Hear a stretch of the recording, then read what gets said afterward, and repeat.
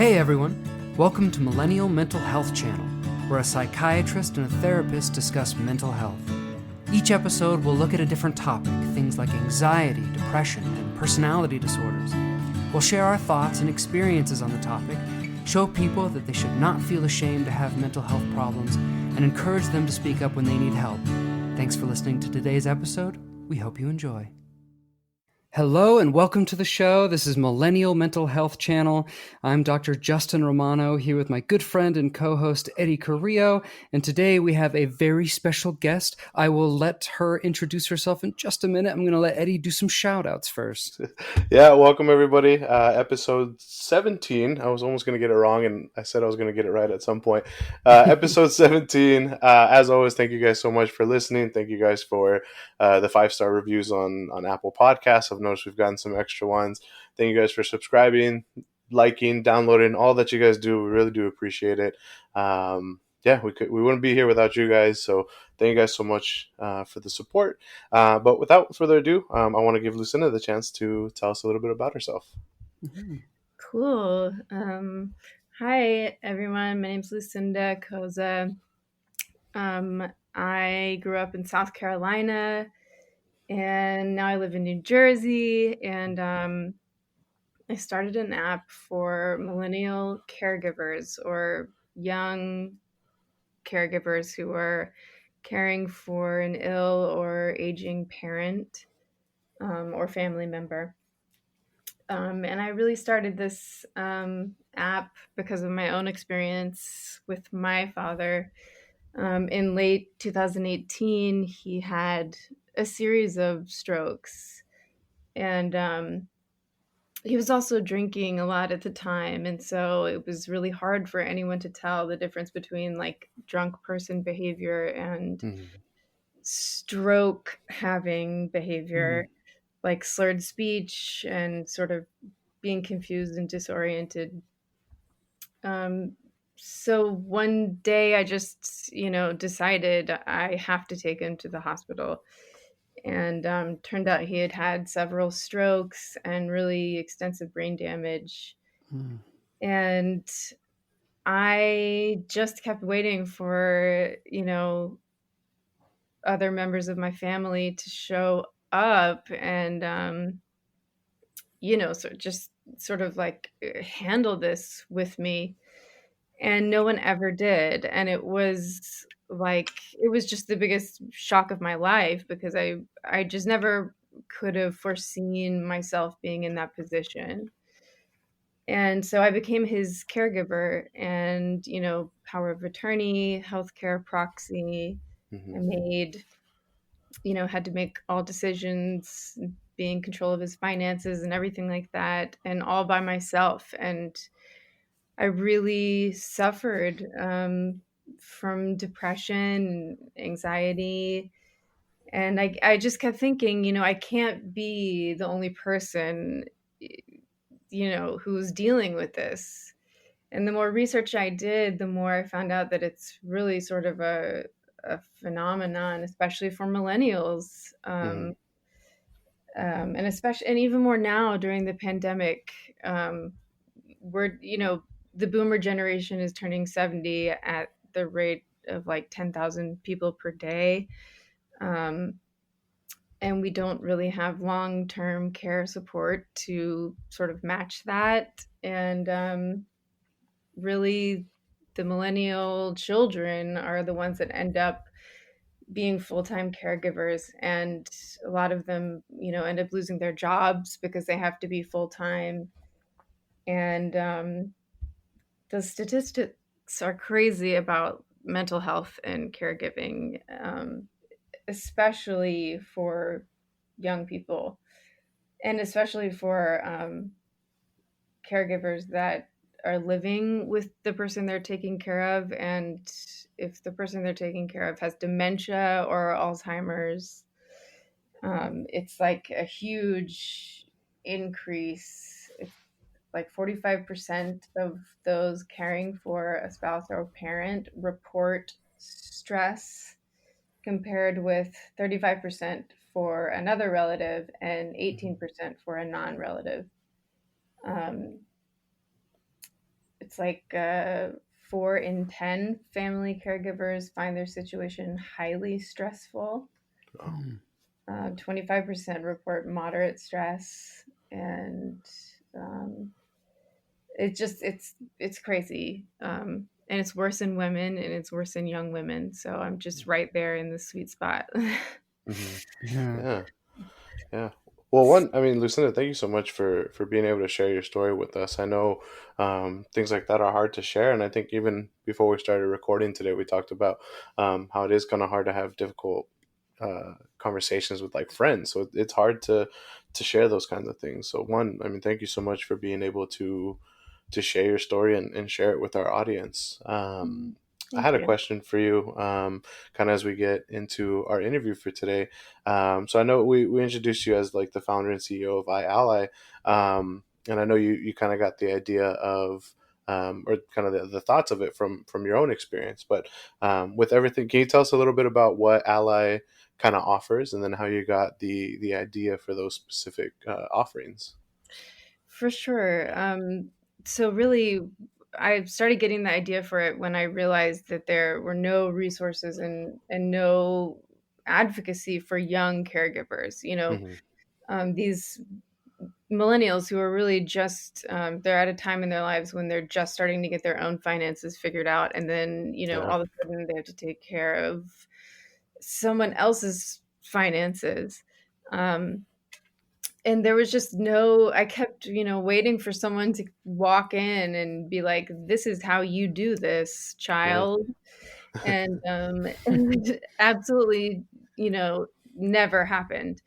And so I thought, then when I started to do the research and realize how much this is happening, I thought, I just I I can't bear the thought of another young woman alone dealing with this when there's so many of us. I mean, we show up for each other if we are given the chance. Like, I went to the women's march in DC, like, Mhm. we our generation, actually, I think we have each other's backs. We just have to be connected. Yeah. So I wanted to create this platform, to connect all of us. And then when the pandemic hit, um, I got separated from my dad. He sort of needed to just stay in place, and Mhm. he was in South Carolina, and I was in New Jersey, and I was just really terrified. I mean, I was terrified because he can't use technology, and he has dementia. So I was thinking, like, what if he forgets how to use the phone, or what if he loses the phone, or what if he is sick and he doesn't know what to do about it. Mhm. And I can't get in touch with him. So I started to, and I've called 911 before, and like, as I'm sure other people in my situation know, that's like a nightmare. That it just Mhm. never goes in a in the way you want it to go. Um, so I thought, how can I figure out a way that I could get in touch with my dad without calling 911? And so I sort of did research, and there was this organization called Golden Volunteer that was Mhm. setting up these mutual aid platforms, so you could sort of post an ask or a need, like, I need toilet paper, or I need someone to perform a wellness check on my dad Mhm. in South Carolina. And then a volunteer can respond to that need and then, go do it. And that really became the first working piece of iAlly, was just this mutual aid platform of, like, I need help, and then another caregiver, somewhere else is like, I can help you. And so we're not like waiting for, some other entity to solve our problems. We're just like straight up like depending on each other. And from there, I just started creating the app, and a huge piece of it is telehealth. We Hmm. have a native telehealth solution within the app. And then I have a ton of providers, mostly mental health providers for caregivers, because I mean, they really tend to suffer from depression and Hmm. anxiety, especially right now. And they don't have time to see, to go see a doctor, unfortunately. So I'm trying to remove all of those, obstacles that would be in the way of someone seeking care. Um, so Yeah, there's that's telehealth and therapists and providers and life coaches and this mutual aid platform. And also, I have some financial courses. I have 6 financial courses that are only $8 each. Oh, Um, there's legal counsel. It's just really an awesome um, platform to get, just to get any help that you need as a young caregiver, really. yeah, that's so amazing. I think you brought Thank up you. so many really good points just then about your thought process during, especially how COVID brought out your thought process of hmm. you're in charge of this person and you're in charge of looking out for them 24/7. And sometimes when the person you're caring for can't really function and can't perform their activities of daily living or their IADLs. I mean, you're it. I mean, you're it 24/7. You don't get a break really. So having someone through the app who can just give you a little bit of peace of mind, who can help you out, it sounds super helpful. And I'm so glad that you took your bad situation and tried to make something really positive and tried to grow on your experiences and give that knowledge to other people. That's amazing. Oh, thank you. Yeah. Yeah, I agree. I think too, one of the things I was thinking of listening to when you were telling us about kind of what iAlly does is that a lot of people like will lump millennials with like the generation below us, like the younger generation, and without realizing that like millennials like on the young end are like 23, 24 years old, so you're like right in like early adulthood, some out of college, some have full-time careers, you've been working for a while, whatever the case may be. So like our youngest ones on the end of the spectrum are 23, 24, and then our oldest ones are like in their 30s, close to their 40s. So I think a lot of people are so quick to forget like where a millennial is in their life. Like we're just starting to try to figure this stuff out. You know what I mean? And it's like Yes. it's not an easy time. And then to take on such a big responsibility with a family member, with a parent, with with a sibling, whatever it is, like that's huge. And I don't think people really put the amount of thought necessary to see like where a millennial actually is in their life. When something like this does happen. Yes, totally. That's like one of the most interesting things I've come up against is, the reaction to the word millennial. Mm-hmm. They're kind of like, some people are like, well, there's all sorts of connotations that come along Mm-hmm. with millennials, but yet you're absolutely right. Some of us are, close to 40, and we're these are supposed to be, the most productive years of our career. Mm-hmm. We're just now starting to make, good money. Um, and it's kind of the worst time to get knocked out of the workforce or to just get like knocked out of your own life, really. Mm-hmm. Yeah. Hmm. Yeah.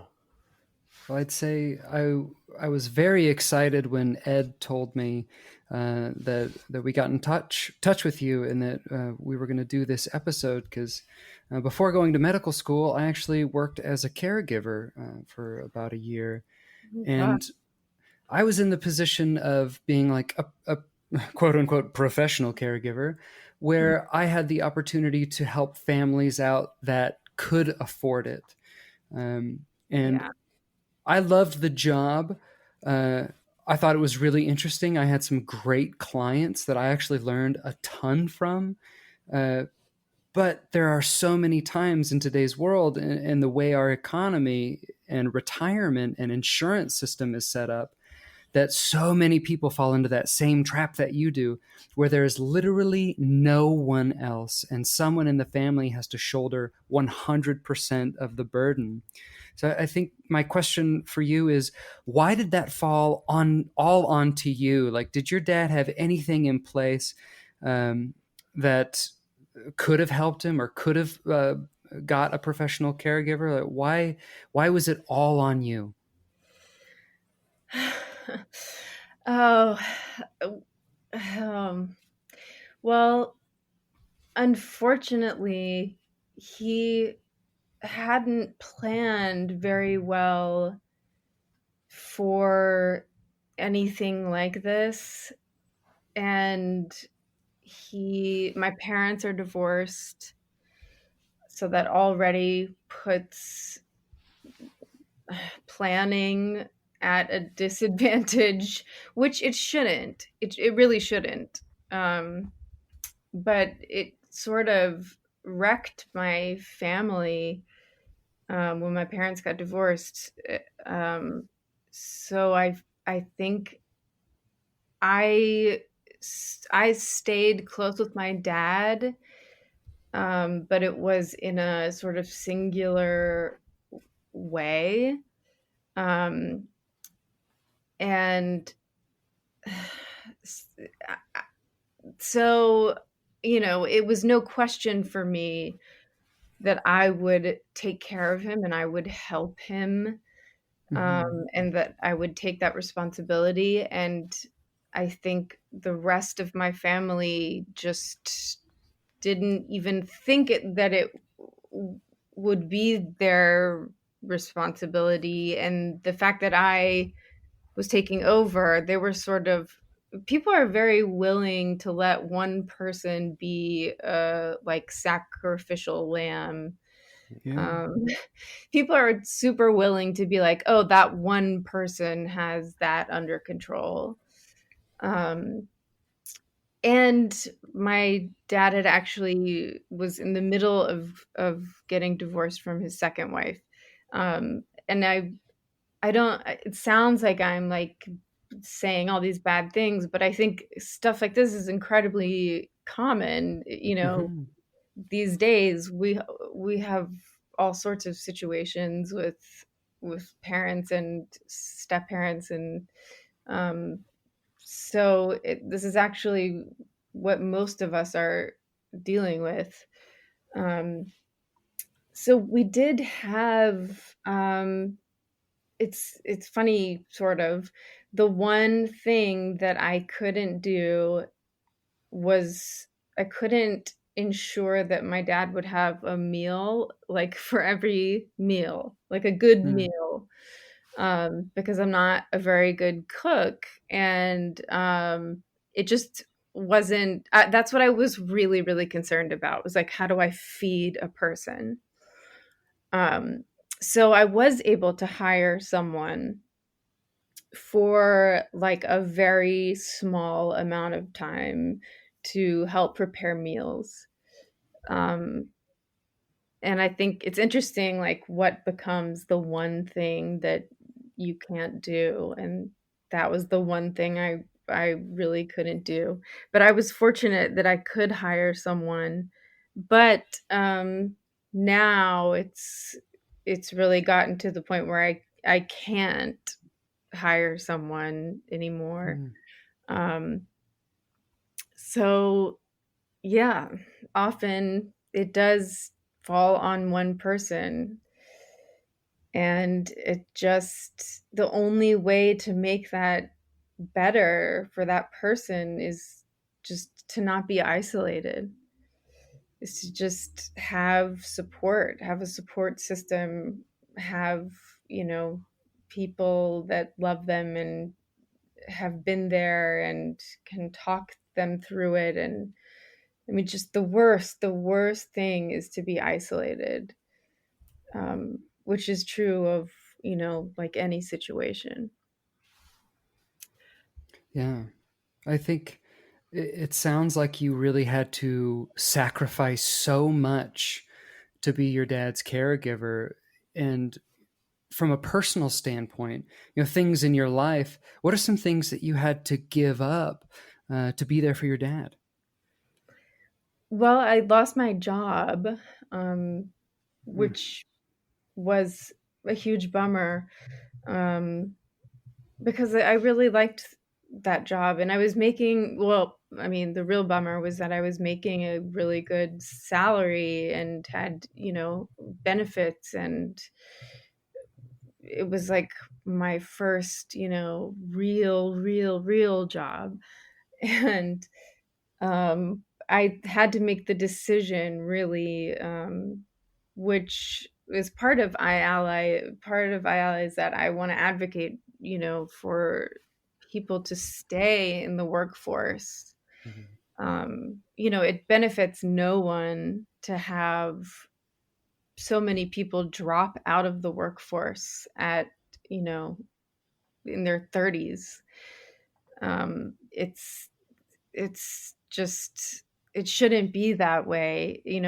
If employers are flexible, then it doesn't have to be that way, and caregivers can keep their jobs, and then everyone's better off. But I lost my job, and I had to travel back and forth from New Jersey to South Carolina. Mm. I don't even know how many times. I spent so much time, um, just with him, just alone with him. I remember one time, and uh, I hope this doesn't sound insensitive, but there was one time when I felt like I was living in The Walking Dead. Mhm. Like, it was an episode of The Walking Dead because there was no food. It was like there was no food around, and the house was, like, empty of supplies, and the only person that I had was my dad, who had aphasia and, dementia. So I just remember feeling like some bizarre post-apocalyptic world. Yeah. Yeah. No, and I don't think that's insensitive at all. Listen, I think that's Mm-mm. here we talk about a lot on the show is trying to normalize these experiences and trying to help people understand that like you're not the only one going through this, and here's somebody's perspective and experience on when they've had a similar experience, so that it makes it feel more normal and more like this is I'm not weird, I'm not that different from other people. Um, Right. yeah, and it kind of leads me to a question that I had for you, which was, what is something that you wish more people knew about caregiving? I wish that people, it's kind of like what we were talking about before, about how it's difficult to have these conversations, even with Yeah. your very close friends. But I wish that people were not afraid to reach out, and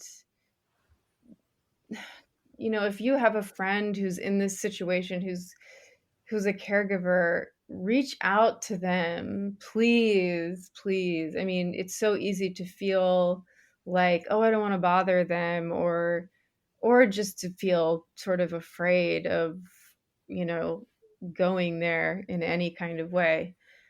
But, they really need you, and you don't have to talk. I mean, they probably don't want to talk about caregiving, you Yeah. know?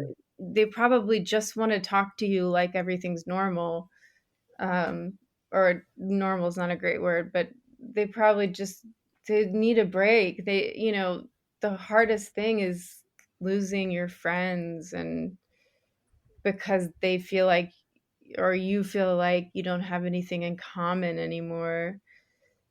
And so I just wish people would, you know, they do have a burden, and caregivers have a burden. And if there's anything you can do, show up with food, show up with a cake, like show up with a bow on your head and like a clown. It's just like, just show up in some kind of way, and Yeah. it might save their lives. Hmm. Wow. I know that, and I can hear it in your voice how difficult that time was for you. It sounds incredibly isolating, lonely, sad. How did you take care of your mental health? Did you have anyone to talk to that you felt like was an ally for you? Hmm. Well, I really, hmm. That's a tough one, I know. Yeah, I mean, the hard part is that, and I've dealt with anger in, how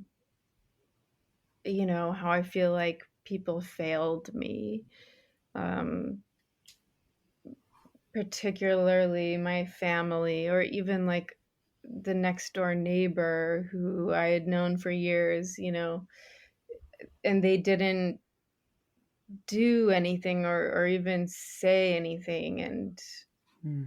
um, I've really had to deal with anger about that. And also, like, just complete disappointment and disillusionment. Um, I remember feeling like, how is it that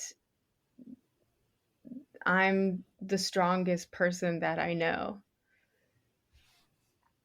Like, how, like, that can't be.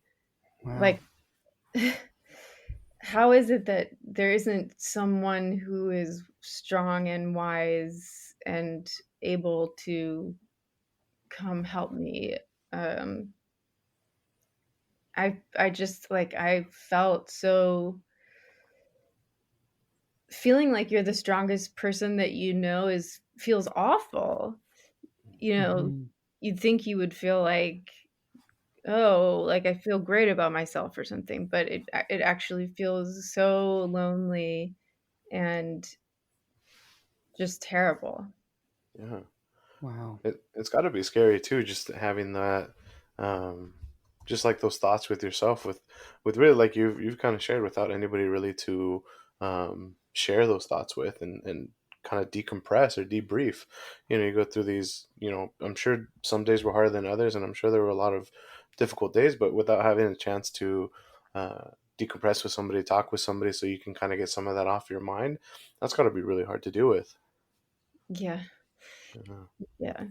Is that Yeah. something you want to build into iAlly, or is it already there? Just kind of moral support? And you said you got the mental health people into it, but is it like a community support as well? Yes. I was definitely wary at first because I guess I was wary of the thoughts and prayers versus, policy and change. Like, I Mhm. wanted a platform that fostered action Yeah. and Mhm. following through, like really doing things for each other, rather than just saying, like, "Oh, I'm sorry, kisses, like heart, heart, butterfly." Hmm. Not that there's anything wrong with that. I mean, of course, but I think I focused so much on a, a platform for action, that is definitely a piece of it. Um,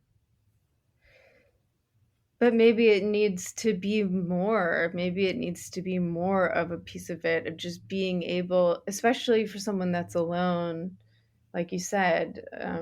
being able to say, this happened today, Hmm.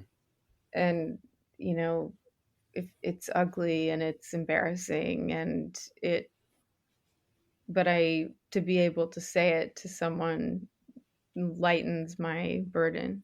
Hmm. Mhm. Yeah.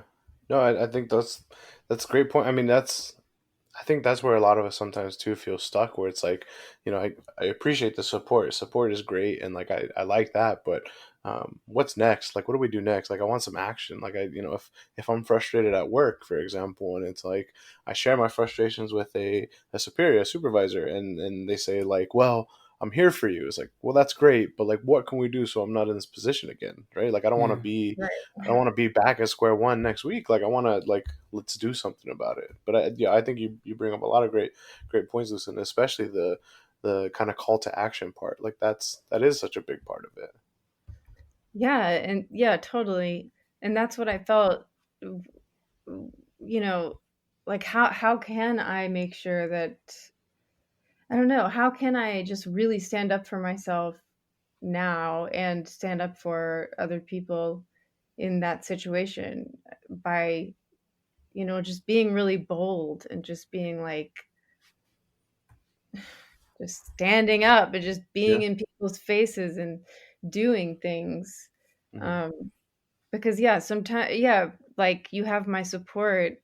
Sometimes that means nothing. Hmm. Hmm. And sometimes what you need more than anything is for someone to just be physically present with you, Hmm. just to like show up. So yeah, it's tough. It's you need both. Hmm. But I think to make real change, it's got to be it's got to be I don't know, it's got to be action oriented and Hmm. bold. Yeah. Yeah, definitely a big difference between being there and being there. So like being there for you, like call me if you need anything, or like being there like once I get off of work, I'll meet you down at so and so place, or I'll be there, wherever you're located. Like I'll be there within the next day or so. Like definitely big differences in that. Yes, totally. And that's what I feel like in times of real crisis, or in times of real grief, or when someone's life completely turns upside down, it's like you need to just go. You need to just go be with them. Hmm. Um, and that's a scary thing. That's scary, but that's what you have. I don't know. That's when if you can really follow through and go be there for someone, that's Hmm. really going to make a difference for them. Yeah, agreed. No, I totally agree. Lucinda, this has been great so far. I think right now is kind of where we take a break for a quick word from our sponsor. So we'll go ahead and do that, and then we'll be right back with a few other questions. Great. Here at Millennial Mental Health Channel, Justin and I care a lot about your mental health. That's why we use our platform to teach about the mental health world and ways you can improve your own personal life. Self care routines can make huge improvements on your overall well being, but sticking to that routine can be tough. We give so much of our time to others in day to day life, and we rarely do anything for ourselves. It can be so hard to be consistent with living a healthy lifestyle, and when we can't be consistent, the shame and the guilt can be so bad that it prevents us from getting back to our routine. But a great way to stay motivated and on track is through an accountability partner. But again, that could be pretty hard. Friends and family make good partners, but they still can make it hard to be consistent. For me, Ed, actually, my dog is my accountability partner. If she doesn't get exercise, she is bouncing off the walls. So we work out together about 5 times a week. And the research really does suggest that having an accountability partner increases the success rate of meeting your goals. And that's where Supporty comes in. Supporty is an app that helps you find an accountability partner all through the comfort and ease of your smartphone. And yes, contrary to what your parents have been telling you, smartphones can be used to improve your health. This app asks what goals are and breaks those goals down into daily measurable actions. These goals can be anything from developing a self care routine to improving your physical health. From here, your daily actions of things like reading for an hour each day or taking a 30-minute walk after work come into play. Whatever your goal is, Supporty can help you reach it. Supporty matches you with a buddy for 1 week at a time. This way you can opt for a new buddy at the end of the week or choose a new goal. Your daily actions towards your goal are tracked, and then a notification is sent to you and your buddy when you get it done. It's mutual, so you give and receive encouragement from your buddy. Their successes are your successes too. Not sure how to hold someone else accountable? The app creators have a great way to teach you how to be a great partner. Your first match is a 3-day training with a super buddy who leads by example and leads the way. The great people from Supporty have been generous enough to offer a special deal to our listeners. Download Supporty from the Apple App Store or Google Play Store, and that's support spelled with an I, and choose Millennial Mental Health Channel when you create your account to start your 2-week free trial. Check the show notes, the MMHC Twitter page, and our personal social media accounts for more details on how to find a link to download Supporty today. Supporty, the accountability partner app. And now, back to our show. Cool. Welcome back, everyone. Kind of getting back into the interview that we've had so far with Lucinda. I wanted to ask, as we were kind of going in a commercial break, Lucinda, have you ever known a caregiver that has also suffered from mental health disorders? Yeah. Ooh, excuse me. Absolutely. I've talked to caregivers who have caregiver stress, which is sort of the most common, I think. It's just the stress of daily life, knowing that someone else's total existence is dependent upon you. Mm-hmm. But the problem is that stress is just so damaging, even for physical health. Um, of course, I know caregivers who have depression because they feel isolated. I mean, they. I have a very good friend who, feels like she's never gonna get married or have children, or she feels like she's missing out of all of these life milestones that she would be doing if she weren't um, caring for her mom all the time. Mm-hmm. And that's hard. That really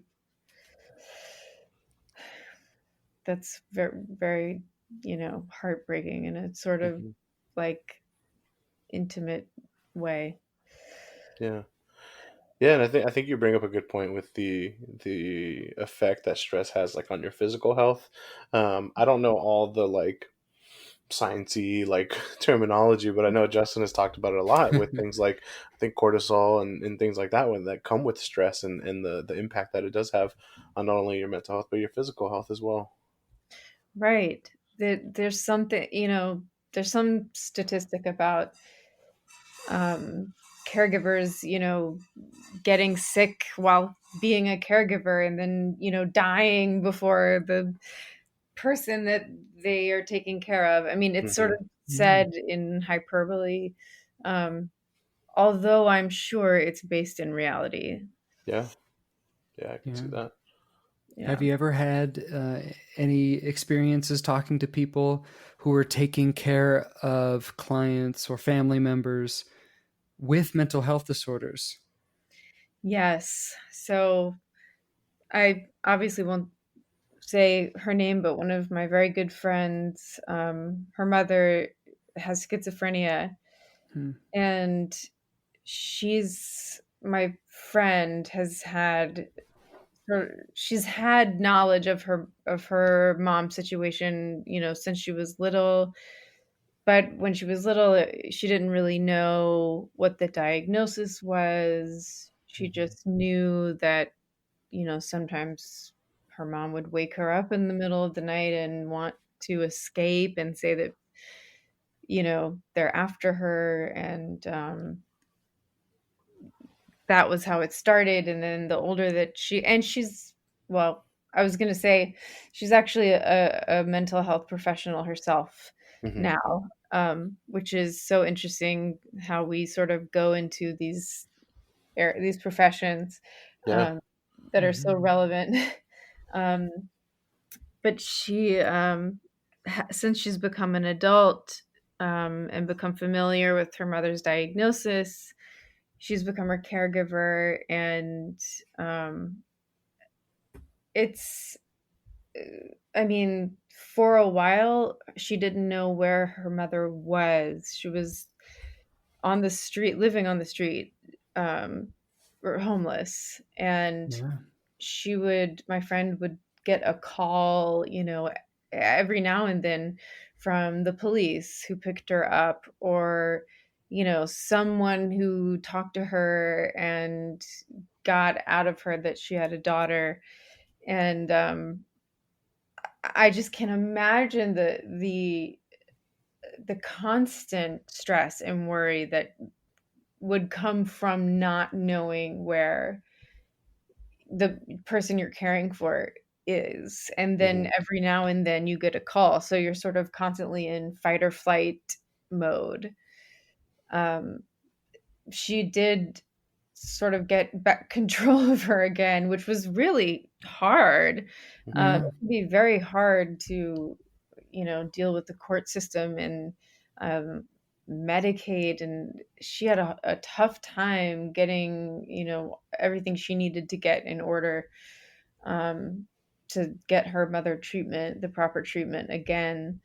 Um, I mean, it's the same in that, um, you're completely in charge of someone's well-being. And it seems like it would be worse.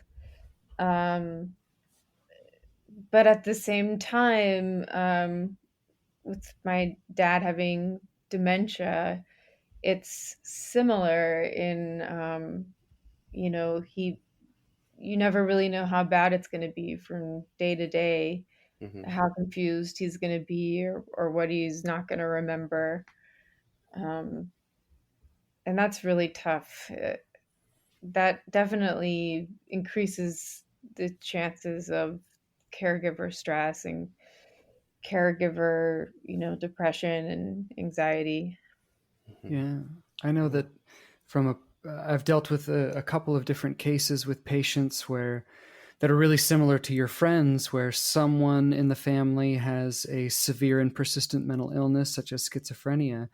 But since they're young and they're with it, the court and the legal process of getting a legal guardian and making sure family gets charge of making those medical and legal decisions, and even forcing medications. I mean, these things take months, if not years, for them to really uh, fully kick into effect. And so some families just have to sit and wait. And it sounds like your friend's mom was living on the streets for some period of time, and that's not uncommon. It happens a lot, and it's scary that a lot of people go through that. I can't I can't it just shouldn't be that way. Hmm. It just I can't believe it. I can't. And in that way, I was lucky that, you know, no one else wanted the jobs, and so people were happy to give it to me. But a, in a totally different way, my friend had to fight for years Wow. to Yeah. get her mother treatment and to get, guardianship. And oh man. Yeah. Yeah. No, it's all, I mean, such, and I think the hard part too is that there's no kind of manual or no way to like, there's no set way in how these things work. Like every family's different, every situation is different. But listen, I do want to take the time again to just thank you so much for being able to share this with us and talk with Hmm. us about the kind of like the truth behind your situation, and the situation that a lot of people find themselves in. And I think with the rawness of what you're telling us, I think it's so important to be able to spread your message and spread your experience to people, so that they know that they're not alone, and that this is something that other people have gone through, and that these are some things that maybe you or somebody else has learned along the way to make things easier or to help out. And I know sometimes in talking about the rawness of it and like the truth of it, it almost feels like we just talk about the negatives. But I want to take the time to give you a chance. I mean, is there any what can you share about like some of your favorite things about being a caregiver? I'm so glad that you asked that, because it there is another dimension to it, which is, Mm-hmm. um, I mean, of course, I get to be with my dad, and Hmm. that's very rewarding. Mm-hmm. I get to spend this time with him, you know, even though he has dementia, and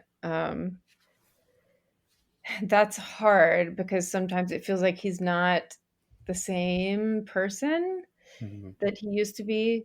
But they're still, well, in a way, I guess whoever he is now, um, we have a very close relationship. And I'm always bringing up things and asking him about things from his childhood and his Mm-hmm. past, to hear about them, but also to keep his brain working as much as possible. Mm-hmm. And that's awesome. I mean, I'm getting to do that now, and I would really regret it if I weren't able to do that. And we kind of have this, like, I don't know, sometimes it's goofy, like Lucy and Ethel from I Love Lucy, or like the Three Stooges or something. Like, sometimes we're just like, when we're trying to deal with something and it's difficult, and my dad can't say the right words because he has aphasia, or he'll say like the totally wrong word, and then he'll laugh at himself. Mm-hmm. Like, he'll laugh at the word that he used because it was so wrong. And like, we just kind of like look at each other and just like laugh. Yeah. And it's like, real it's just kind of this pure moment of like, oh my god, like, this is so crazy Mm-hmm. and bizarre Yeah. that we're here together. Yeah. Well, I hear you. I know that uh, it's a struggle sometimes. It's stressful a lot of the time, and you don't have a ton of support. But I know that when I was a caregiver, I had the chance to get to know a really amazing man who was in the tail end of his life, and he was a former businessman, incredibly intelligent, and very caring. And you can just tell that he knew that he was getting towards the end of his life, and he was kind of in that generativity stage of his life, and he treated me like a son. And uh, Mm. I left him and went to medical school, and then saw his obituary online, and Oh, he didn't wow. make it that much long after I stopped working with him. But it was honestly one of the most powerful relationships I think I've ever had, just because I knew him in such an odd time in his life, right at the end. Um, Yeah, and so, yeah, it can be very rewarding amongst all of the hardship. that's so interesting. That's so, I'm like very moved, um, by your experience. That's exactly how it is. It's a bizarre time, and that can create an opportunity for a, a special relationship. Yeah. It Yeah. seems like, you know, I I try to avoid too many life philosophies, but I really do feel like the reason we are on this earth is to make connections with others, and that Mm. is just a very genuine time to get to know somebody, and what a unique time. Yeah. Yes. Yes. No, I got to say, as just kind of hearing you both speak for a little bit. I mean, this is kind of what it's all about, with our show and trying to reach our audience and sharing experiences.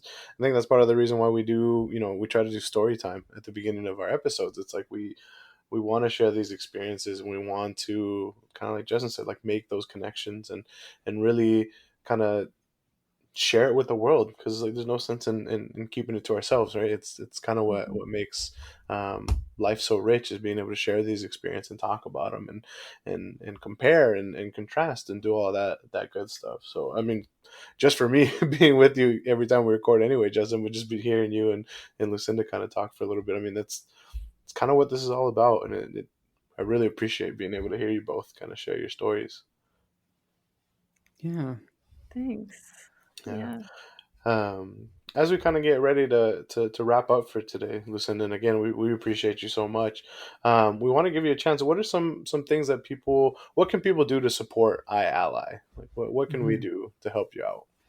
Well, first of all, if there's anyone who is caregiving or has a sick um, or aging parent at all, if you think that might be about to happen, or if you're right in the middle of it, please, you can go ahead and sign up.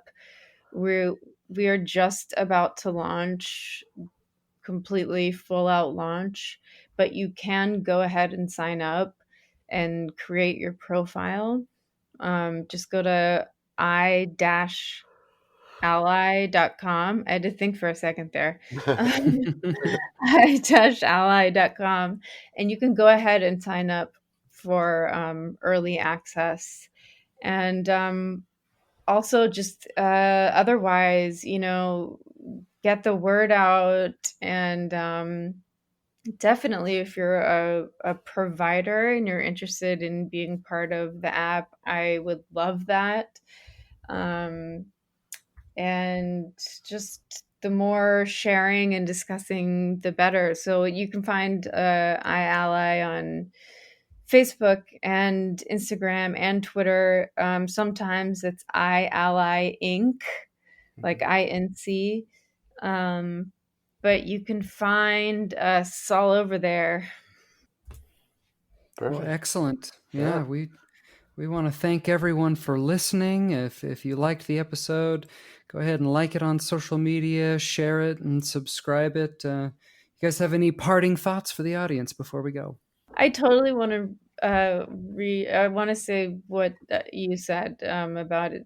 It's all about making connections, Mm. really, and don't be afraid to tell your story. It's so scary, um, and you think that people are going to think you're like radioactive, but that's not what happens usually. So, Usually. yeah. Okay. Well, Good. thank you so much for coming onto the show, Lucinda. We really appreciate it. I think Thank this was great. you. Yeah, such a huge thing that you're doing. We love the idea of iAlly. If any of our listeners out there um, are a caregiver or know a caregiver, try and spread the word about this, because it could be a very useful tool. Yeah. Yeah, thank you as always, everyone, so much for supporting. Just check today, we've officially crossed over the 4,000 download mark. So again, thank you guys so much Woo! for all the support. Yeah. And as always, remember to take care of y'all mentals. One more thing before we go. If you're having any thoughts of harming yourself or harming others, please reach out for help. Call 911, go to the emergency room, or call the National Suicide Hotline at 1-800-273-8255. Thanks for listening.